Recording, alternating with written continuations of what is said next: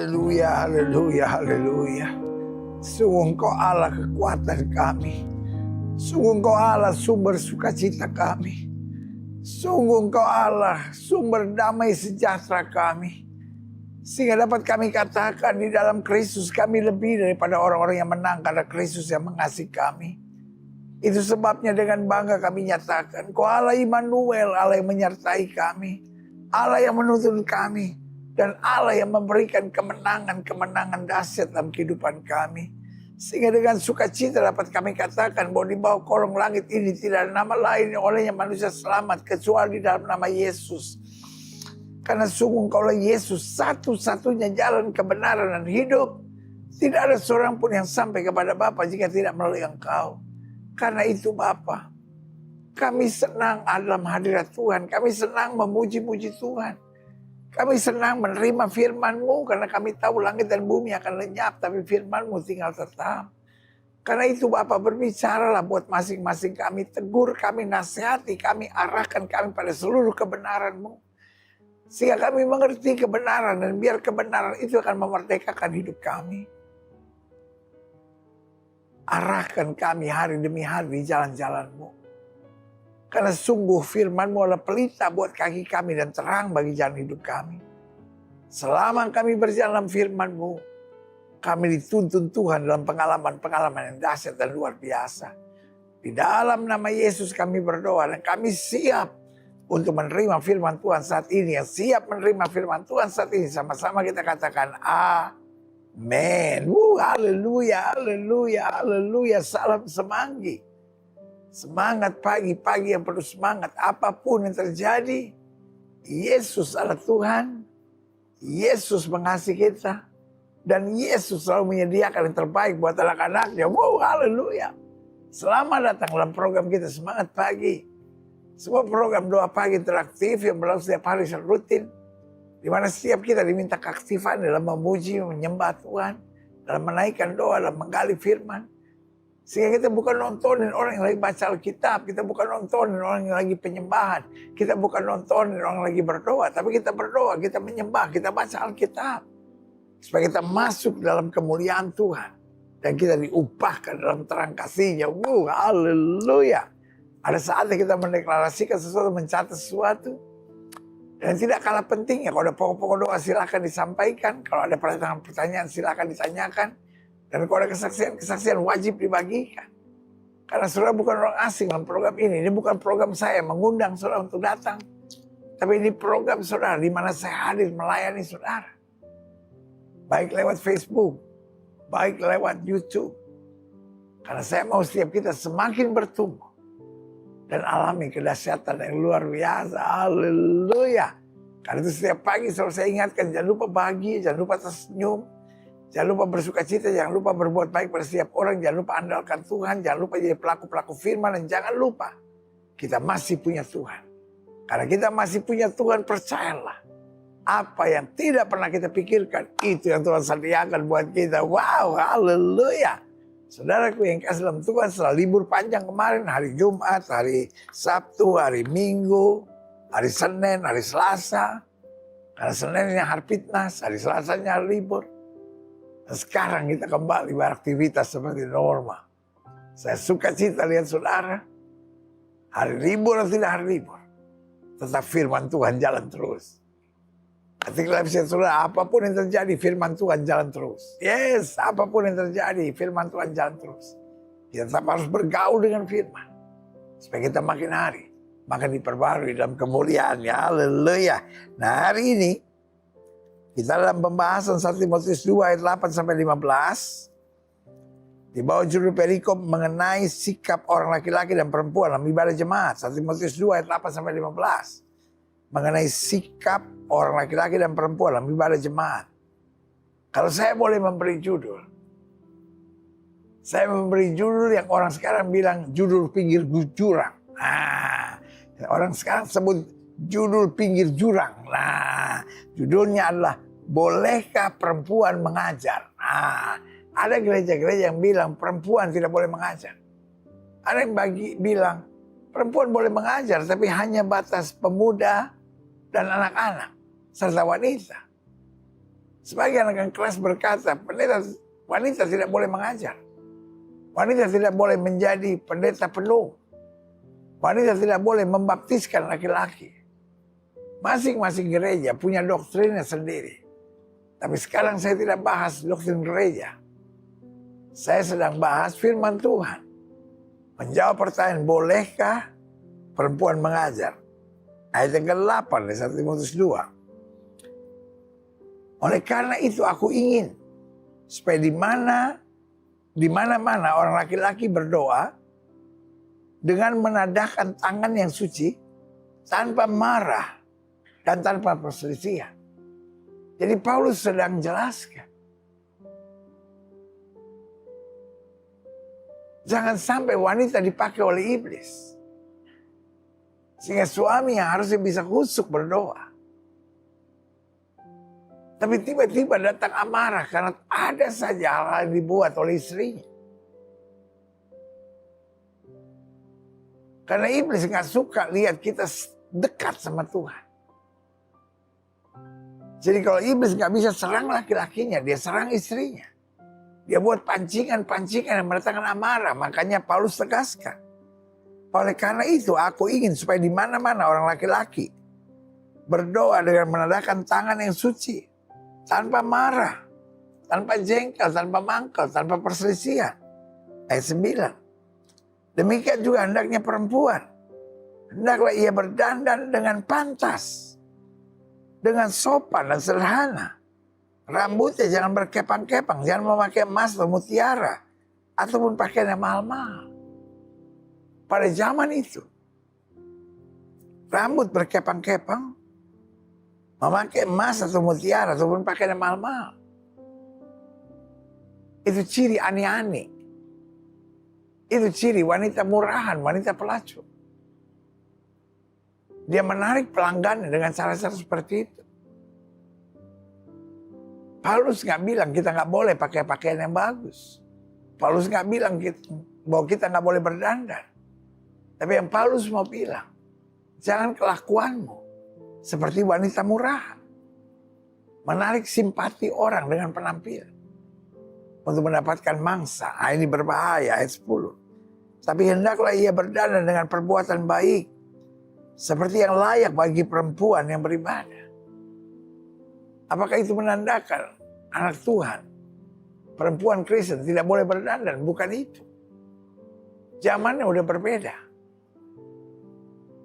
Tapi intinya, jangan pakai kecantikan untuk menjual diri. Jangan kita pakai penampilan kita hanya untuk memperdaya orang. Ayat 11. Seharusnya lah perempuan berdiam diri dan menerima ajaran dengan patuh. Aku tidak mengizinkan perempuan mengajar. Dan juga tidak mengizinkan memerintah laki-laki. Hendaklah ia berdiam diri. Pertanyaannya, apakah ini doktrin Paulus? Atau teguran Paulus di saat itu? Jadi doktrin. Itu artinya di mana-mana dia mengajar hal yang sama. Misalnya mengucap syukur, misalnya beriman. Misalnya berdiri pada kuasa kebangkitan Kristus. Tapi kesan yang saya tangkap hanya disampaikan di Korintus pada saat itu, di saat kasus tertentu. Dia menegur perempuan-perempuan cerewet. Dia menegur perempuan-perempuan yang dengan penampilan yang memperdaya orang. Dia menegur perempuan-perempuan yang seringkali dipakai setan. Yang ketika suaminya mau beribadah, ada saja hal-hal yang membuat ia memancing keributan. Dan setan yang sama masih akan bekerja sampai hari-hari ini. Makanya Alkitab selalu ingatkan buat setiap kita yang melayani. Kenakan seluruh perlengkapan senjata Allah. Supaya kita dapat bertahan melawan tipu muslihat iblis. Ayat yang ke-13. Karena Adam yang pertama dijadikan, kemudian barulah Hawa. Lagi pula bukan Adam yang tergoda, melainkan perempuan itu yang tergoda dan jatuh dalam dosa. Tapi perempuan akan diselamatkan karena melahirkan anak. Asal ia bertekun dalam iman dan kasih dan pengudusan dengan segala kesederhanaan. Makanya pertanyaan yang sangat menarik. Yang saya bilang pertanyaan pinggir jurang. Pertanyaan ini sederhana tapi seringkali memancing perdebatan yang panjang. Pertanyaan itu, bolehkah seorang perempuan mengajar?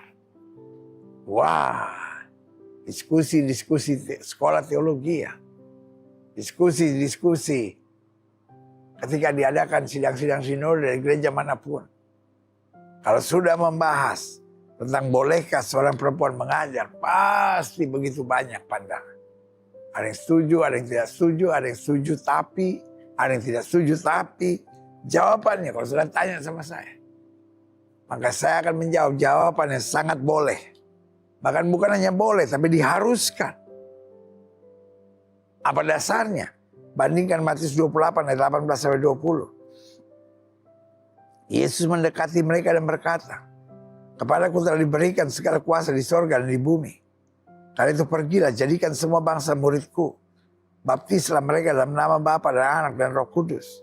Dan ajarkanlah mereka melakukan segala sesuatu yang telah aku perintahkan kepadamu. Dan ketahuilah, aku menyertai kamu senantiasa sampai kepada akhir zaman." Apakah ini hanya perintah Yesus kepada murid-murid yang kebetulan semuanya laki-laki?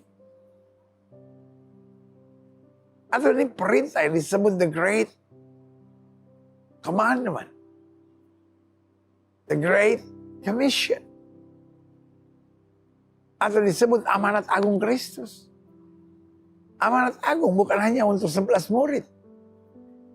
Tapi saya percaya amanat agung buat setiap orang, bahkan sepanjang sejarah gereja. Yang di dalamnya laki-laki dan perempuan. Bahkan ditegaskan di Galatia 3:28. Dalam hal ini tidak ada orang Yahudi atau orang Yunani.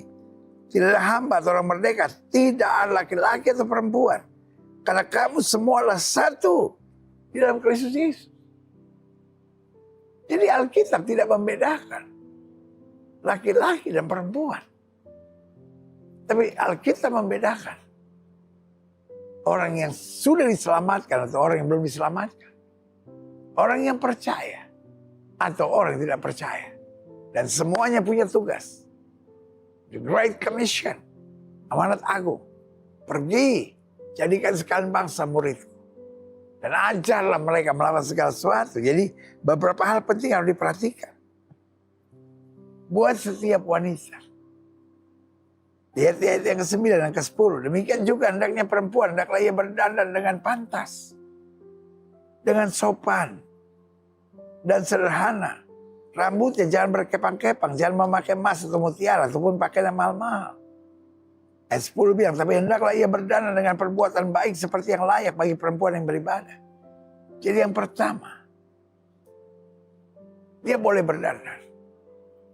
Tapi bukan berarti berdandan secara lahiriah. Jadi yang paling penting bukan berdandannya, tapi motivasinya.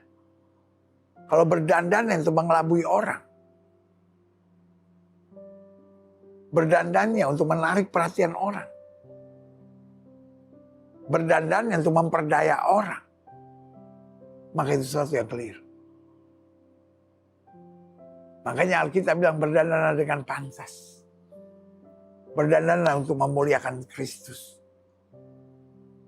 Berdandanlah untuk dapat menjadi istri yang baik buat suami.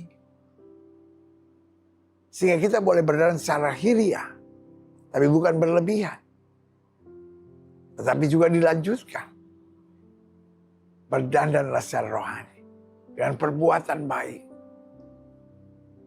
Alkitab berkata anak-anak yang bangun dan menyebutnya berbahagia. Pula suaminya memuji-muji dia. Itu yang saya bilang. Berdandan dengan perubahan hidup. Berdandan dengan hati yang penuh kasih. Berdandan dengan wajah yang penuh dengan sukacita kemuliaan Tuhan. Haleluya. Yang kedua, yang Alkitab mau tegaskan, berapa penting harus diperhatikan dalam pelayanan seorang wanita. Ayat 12 bilang, aku tidak mengizinkan perempuan mengajar dan juga tidak mengizinkan memerintah laki-laki. Hendaklah ia berdiam diri. Bukan berarti kalau istri ngomong diam, lalu tidak mengizinkan kamu berbicara. No. Tapi intinya, Wanita harus tunduk pada suami. Bu memang keras. Ibu memang berat. Tapi kita nggak bisa rubah firman Tuhan. Alkitab bilang istri tunduklah kepada suamimu. Seperti kepada Tuhan. Tapi untuk suami, Alkitab juga bilang, kasihlah istrimu sebagaimana Kristus mengasihi jemaat. Jadi ini bukan siapa yang lebih penting. Tapi bagaimana kita menjalankan perannya masing-masing. Supaya Tuhan perintahkan berkatnya luar biasa dalam keluarga. Haleluya. Yang ketiga. Ya nasihat untuk perempuan. Dia harus berdandan. Bukan secara lahiriah, tapi berdandan secara pantas. Sehingga dapat memuliakan Kristus. Yang kedua.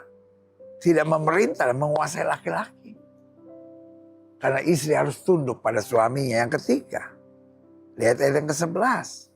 Seharusnya lah perempuan berdiam diri dan menerima ajaran dengan patuh. Jadi artinya yang ketiga. Seorang wanita bisa mengendalikan diri. Tugas seorang wanita yang melayani, dia mau berdiam diri. Dia tahu waktu yang tepat. Kapan berbicara. Kapan menahan untuk berbicara. Kapan memberi teguran. Kapan menahan untuk memberi teguran. Makanya Alkitab berkata, kata-kata yang tepat pada waktunya. Seperti apel emas yang diletakkan di pinggan perak. Haleluya. Dan yang keempat. Kalau kita bicara tentang perempuan dalam pelayanan. Yang pertama, dia berjalan secara pantas. Bukan hanya secara lahiriah. Tapi untuk dapat memuliakan Kristus. Yang kedua, dia tidak memerintah atau menguasai laki-laki. Karena pada dasarnya istri harus tunduk pada suami. Yang ketiga, seorang yang bisa mengendalikan diri dan seorang yang mau berdiam diri. Seorang yang bisa membuka mulutnya tepat pada waktunya. Karena hidup dan mati seseorang dikuasai oleh lidahnya. Dan yang keempat, ayat 15 bilang, tapi perempuan akan diselamatkan karena melahirkan anak. Asal ia bertekun dalam iman dan kasih dan pengudusan dengan segala kesederhanaan. Berarti yang keempat. Apa yang harus wanita pelajari dalam konsep keselamatan pelayanan? Dia harus seorang yang tekun dalam iman. Seorang yang tekun dalam kasih. Seorang yang tekun dalam pengudusan dengan segala kesederhanaan. Berarti seorang wanita bukan seorang yang bersaing. Tapi dia mau menjadi seorang yang bertekun dalam iman, dalam kasih, dalam pengudusan. Dalam segala kesederhanaan. Yang setuju ketika dalam saudara, saya harus tekun. Oh haleluya, saya harus tekun. Karena itu kesimpulan saya. Adapun peran perempuan dalam pelayanan. Tadi kita sudah sepakat perempuan boleh melayani. Bahkan bukan hanya boleh, harus melayani. Tidak bisa tidak harus melayani. Adapun pelayanan perempuan dalam pelayanan. Satu, menopang dan mengisi yang tidak dapat dikerjakan oleh pria. Misalnya, ada ibadah-ibadah tertentu wanita yang memasak. Mungkin laki-laki nggak terlalu bisa untuk itu. Wanita bisa, pria bisa masak untuk hal-hal yang sifatnya besar-besar, babi guling, itu biasa laki-laki yang buat. Tapi potong bawang, kupas bawang katanya 700.000 sekilo. Maksud saya, hal seperti itu yang pria nggak bisa kerjakan. Wanita biasanya lebih telaten. Tugas-tugas administrasi misalnya. Banyak yang wanita lebih telaten. Jadi peran perempuan dalam pelayanan menopang dan mengisi tidak dapat dikerjakan oleh pria. Maka dalam pelayanan Yesus, seringkali ada wanita-wanita yang menyertai. Yang kedua, peran perempuan dalam pelayanan menenteramkan dan mendamaikan. Hati-hati dengan perempuan yang bocor mulut. Hati-hati dengan perempuan yang buat saya karunia provokator. Ngomong di sini lain, ngomong di sini. Tahu nggak sih ini kan begini-begini. Aduh bahaya. Karena peran perempuan harusnya menenteramkan, meneduhkan. Suaminya emosi mungkin. Orang lain marah. Memang, kalau gue jadi lu, aduh. Itu saya beri nama karunia provokasi. Wanita-wanita dalam pelayanan pastikan. Engkau menenteramkan dan mendamaikan. Damaikan anak-anakmu. Damaikan suamimu. Damaikan mertuamu. Damaikan orang di sekitarmu. Maka berkat Tuhan dicurahkan. Yang ketiga, peran perempuan dalam pelayanan menghadirkan sukacita. Perempuan jangan bikin tegang. Wanita ada untuk menghadirkan sukacita. Karena wanita dipercaya Tuhan. Dengan bahasa yang lemah lembut. Memberikan pengharapan dan kekuatan. Yang keempat, peran perempuan dalam pelayanan, satu, menopang dan mengisi yang tidak dapat dikerjakan oleh pria. Yang kedua, menenteramkan dan mendamaikan. Yang ketiga, menghadirkan sukacita. Dan yang keempat, merapihkan dan melengkapi. Pria banyak yang bisa dikerjakan. Tapi untuk hal-hal yang sifatnya merapihkan, biasanya wanita lebih baik. Itu sebabnya saya selalu percaya. Di hadapan Tuhan tidak ada pria dan wanita. Tuhan mau kita semua melayani Tuhan. Waktunya sudah sangat singkat. Ladang Tuhan sudah menguning, matang untuk Tuhan. Ini waktunya kita bilang, ini aku Tuhan, setelah aku. Yang mau didoakan boleh taruh tangan kanan sudah di dada. Kita doa Bapa. Ketika gereja masih berdebat, apakah perempuan boleh mengajar? Apakah perempuan boleh membaptis? Apakah perempuan boleh menumpangkan tangan laki-laki? Apakah perempuan boleh berkhotbah? Tetapi kami tidak ikut doktrin gereja, kami ikut firman Tuhan. Firman Tuhan mengajar. Tidak ada laki-laki dan perempuan. Firman Tuhan menjelaskan, pergi jadikan sekalian bangsa muridku. Tidak ada hubungan dengan gender. Tapi yang Tuhan mau ketekunan dan kesetiaan. Di dalam nama Yesus kami berdoa. Dan Tuhan jamah dalam kuasa kemuliaan. Selanjutnya,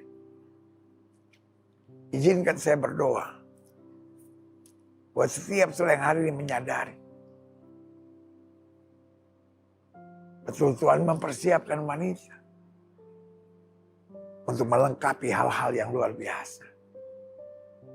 Sehingga baik pria, baik wanita kita harus melayani Tuhan. Di tempat di mana Tuhan mau kita melayani. Tidak ada batasan. Yang penting masing-masing mengembangkan talenta yang ada padanya. Jika itu doamu, taruh tangan kananmu di dada Bapa dalam nama Yesus. Lihat setiap mereka meletakkan tangan kanannya di dada.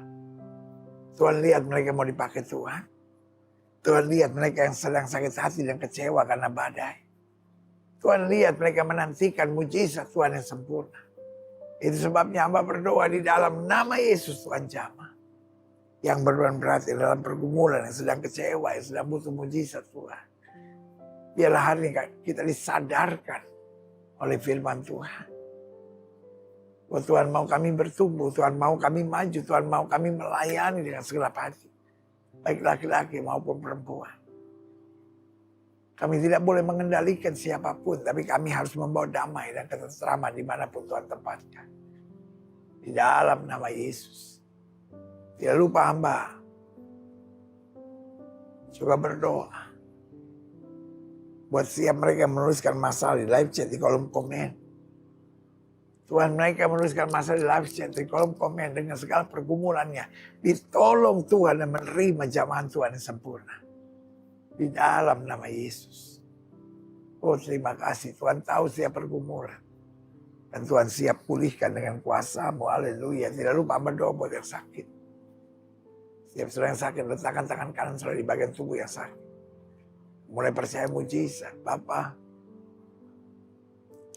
Janji-Mu ya dan amin itu kami percaya. Firman-Mu berkata orang percaya tumpang tangan buat yang sakit dan sakit akan disembuhkan. Dengan iman kami praktekkan firman Tuhan ini. Kami letakkan tangan kanan kami di bagian tubuh kami yang sakit. Kami tolak sakit penyakit, kami tolak kelemahan tubuh, kami tolak campuran kegelapan. Kami patahkan kuasanya di dalam nama Yesus. Hai setan sakit penyakit, kau tidak punya kuasa. Kami perintahkan sekarang keluar dalam nama Yesus. Keluar dalam nama Yesus. Oh dari ujung kepala sampai ujung kaki mengalir kuasa kesembuhan. Mengalir kuasa kesembuhan. Yesus kami tidak berubah dulu kemana hari ini dan sampai selama-lamanya. Dengan iman kami nyatakan oleh bilur-bilur Kristus kami yang percaya. Sudah dijamah, disembuhkan Tuhan. Kuasa yang luar biasa. Jantung disembuhkan Tuhan. Paru-paru, lever, ginjal, mas sembuh. Usus sembuh dalam nama Yesus. Telinga, hidung, tenggorokan, mata, kepala, saraf sembuh dalam nama Yesus. Oh, kuasa Tuhan bekerja. Oleh ucapkan dengan iman, oleh bilur Yesus saya sembuh. Yes, oleh bilur Yesus saya sembuh. Sesuai dengan imanmu jadi padamu. Bapa mengasihi jemaatmu satu persatu. Apa yang Tuhan taruh di hati hamba sudah hamba sampaikan bagi umatmu. Hamba doa firman termeterai apa saja mereka kerjakan dibuat Tuhan berhasil. Mereka nggak turun tapi naik. Mereka jadi ekor, mereka jadi kepala. Hari-hari yang penuh mujizat menjadi bagian hidup mereka. Oh terima kasih Tuhan Yesus. Oh terima kasih buat kuasa-Mu. Oh terima kasih buat jamahan. Terima kasih buat berkat-berkat. Terima kasih Bapa. Terima kasih. Saya mau hidup menyenangkan Tuhan. Tidak lupa kami berdoa. Setiap mereka menerima firman hidupnya terus berjalan kuasa kemuliaan Tuhan. Bangsa negara kami Indonesia selamatkan ya Allah, damai sejahtera se-Indonesia. Umat mayoritas di bangsa ini Tuhan bimbing, Tuhan tuntun terbawa pada damai sejahtera keselamatan. Bapak Presiden, Wakil Presiden, para menteri, pejabat di pusat dan di daerah, para gubernur, para wali kota, para bupati, para polisi, para tentara, Kapolri dan Panglima TNI, Bapak. Jaga para pemimpin dan aparat penegak hukum di bangsa kami dan kasih dan kuasa-Mu. Beri hati yang takut akan Tuhan, hikmat surgawi, sehingga apa saja yang mereka kerjakan dibuat Tuhan berhasil. Indonesia makin hari makin baik, Indonesia makin hari makin maju. Namun kalau Tuhan jumpa ada kutuk, ada kuasa kegelapan, ada permainan dukun paranormal, kami patahkan di dalam nama Yesus. Damai sejahtera boleh turun. Oh haleluya. Segala yang baik Tuhan sediakan. Sehingga dengan semangat kami mentuntaskan amanat agung Kristus, pergi beritakan Injil pada setiap makhluk. Di dalam nama Yesus kami berdoa dan kami siap jadi pelaku-pelaku firman. Haleluya. Dan akhirnya saudara-saudara sekalian, kekasih-kekasih Kristus, pemata hatinya Kristus, ingatlah bahwa Tuhan itu baik. Ingatlah selama kita tidak miring ke kiri maupun miring ke kanan, hidup kita akan diberkati. Kita gak akan turun tapi diangkat naik. Tidak menjadi ekor, dipimpin menjadi kepala. Dari kemenangan lepas ke kemenangan, masuk dalam kemuliaan kekal. Terimalah berkat Tuhan, kasih dari Allah Bapa, anugerah dari Tuhan Yesus Kristus, pimpinan, penyertaan, urapan, karunia, buah Roh Kudus akan terus menyertai hidup kita masing-masing mulai saat pagi hari ini, doa pagi, semangat pagi sampai Maranatha. Yesus Kristus datang kembali untuk menjemput setiap orang yang hidup sesuai kehendaknya. Bersama kita katakan amin.